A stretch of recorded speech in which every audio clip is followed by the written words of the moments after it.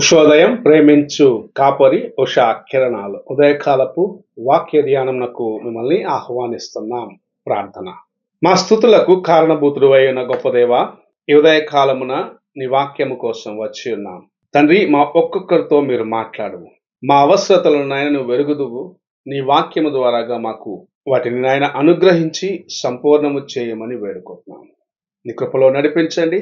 దిన వాక్యమును మాకు ఆశీర్వదించమని యేసు పరిశుద్ధ నామమున అడిగి వేడుకుంటున్నాను పరమ తండ్రి, ఆమేన్. ఉదయకాలపు వాక్య భాగము ఇర్మియా గ్రంథము 4వ అధ్యాయము 1 వచనమును చదువుకుందాం. ప్రవక్త అయిన ఇర్మియా రాసిన గ్రంథము 4వ అధ్యాయము 1 వచనము. ఇదే యెహోవా వాక్కు. ఇశ్రాయేలు, నీవు తిరిగి రానుద్దేశించిన ఎడల నా యొద్దకే రావలను. నీవు ఇటు అటు తిరుగుట మాని నీ హేయ క్రియలను నా సన్నిధి నుండి తొలగించి. చదవబడిన వాక్య భాగములో నీవు రాను ఉద్దేశించినట్లా నా యొద్దకే తిరిగి రావాలని దేవుడైన యెహోవా తన ప్రజలైన ఇశ్రాయేలుతో చెప్పటం చూడగలము. మానవులైన మనము తిరిగి ఆయన యొద్దకే ఒక దినము వెళ్ళనై ఉన్నామనేది గ్రహించుకోవాల్సిన ఒక కార్యముగా ఉన్నది.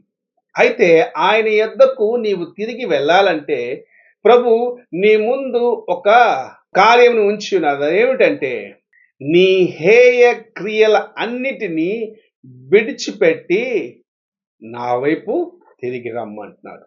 అనగా దేవుడు అసహించుకునే ప్రతి కార్యమును నీ జీవితములో నుండి తీసివేసి ఆయన సన్నిధికి పూర్ణ హృదయముతో, పూర్ణ మనస్సుతో, పూర్ణ ఆత్మతో ఆయనను వెతికి కనుగొనాలనే ఆశతో రావాలి అని ప్రభు ఆశిస్తూ ఉన్నాడు.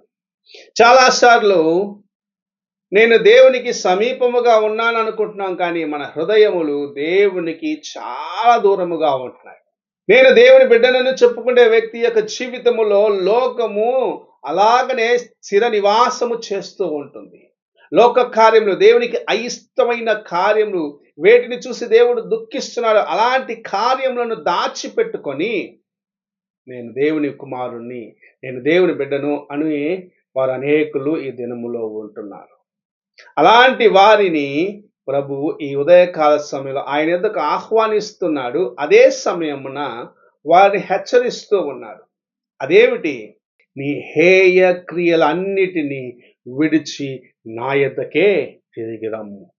నీవు చేయుచున్న ప్రతి బలహీనమైన కార్యము, నీ జీవితంలో ఉన్న ప్రతి పాప కార్యము, దేవుని యొక్క ఆశీర్వాదము నీకు రాకుండా ఆటంకపరిచే ప్రతి కార్యమును విడిచిపెట్టి దేవుని యొద్దకు తిరిగి రమ్మని ప్రభు ఆహ్వానిస్తూ ఉన్నాడు. ఈ ఉదయకాల సమయమున ప్రభు నిన్ను ఆహ్వానిస్తున్నప్పుడు ఆయన యొక్క మాటను అంగీకరించడానికి సిద్ధముగా ఉన్నావా? నీ జీవితములో ప్రభు యొక్క వాక్యమునకు లోబడుచు ఉన్నావా? నీవు దేవునికి దూరం అయిపోయినావా, లేకుంటే దేవునికి సమీపముగా ఉన్నావా? పరీక్షించుకునేదానికి ప్రభు ఈ కార్యమును నీ ముందు ఉంచి ఉన్నాడు. నీవు దూరముగా వెళ్ళినను సరే ప్రభు సెలవిస్తున్న కార్యం ఏమిటంటే నీవు నా యొద్దకు రాను ఉద్దేశించిన హేయ క్రియలన్నిటినీ విడిచిపెట్టి నా యొద్దకు రమ్మంటున్నాడు. నీవు ఆయన యొద్దకు రావాలన్నప్పుడు నీలో ఉన్న బలహీనతలు విడిచిపెట్టి రావాలి. తప్పిపోయిన కుమారుని జీవితంలో మనం ఆ కార్యం చూడగలం. తండ్రి యొద్ద గొడవ పెట్టుకున్నాడు, ఆస్తిని తీసుకొని వెళ్ళినాడు, దాన్ని వ్యర్థము చేసినాడు. గ్రహింపు వచ్చినప్పుడు తనలో ఉన్న అపాత జీవితమును అక్కడ విడిచిపెట్టినాడు. నా తండ్రి ఇంటికి వెళ్ళి నేను ఒక పనివాడిగా ఆ ఇంటిలో ఉంటాను అనే ఒక మనస్సును, ఒక తలంపును ఎప్పుడైతే కలిగినాడో ఆ క్షణమే అతని యొక్క జీవితము మార్చబడింది. అతనిలో ఉన్న ఆ హేయమైన కార్యములన్నీ, దేవునికి అయిష్టమైన కార్యములన్నీ అక్కడే విడిచిపెట్టినాడు.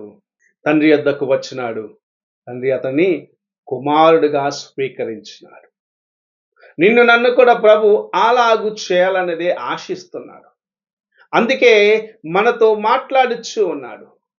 నీ హేయ క్రియలన్నిటినీ విడిచిపెట్టి నా యొద్దకు తిరిగిరా. దేవునికి అయిష్టమైన కార్యము నీ జీవితంలో ఏమున్నదో అది ఏమైనను సరే వాటిని విడిచిపెట్టు, ఆయన యొద్దకు తిరిగిరా.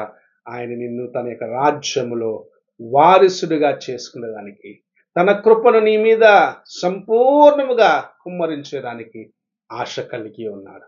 నీవు దానికి తగిన రీతిగా నీవు సిద్ధపరచుకోవాలని ప్రభు ఆశిస్తూ మాట్లాడుచూ ఉన్నాడు. ప్రార్థన చేసుకుందాం. మహాపరిశుద్ధుడు అయిన తండ్రి, కృపగల యేసయ్య, నీవు మాకిస్తున్న ఈ ఆహ్వానాన్ని మేము సద్వినియోగపరచుకొనుటకు, మా యొక్క హేయ క్రియలు అనగా నీకు అయిష్టమైన ప్రతి కార్యమును విడిచిపెట్టి నీవు ఆశించిన మెట్టులో నాయన నీ యొద్దకు తిరిగి రావటానికి మాకు సహాయము చేయమని, విన్న వాక్యమును మా ఒక్కొక్కరికి ఆశీర్వాదకరముగా చేయమని యేసు పరిశుద్ధ నామమున అడిగి వేడుకుంటున్నాను పరమ తండ్రి. ఆమేన్. తండ్రి అయిన దేవుని ప్రేమ, కుమారుడైన క్రీస్తు కృప, ఆదరణకర్త అయిన పరిశుద్ధాత్మక సహవాసము ఇప్పుడును ఎల్లప్పుడూ తోడయుండి సదాకాలము నడిపించునుగాక. ఆమేన్.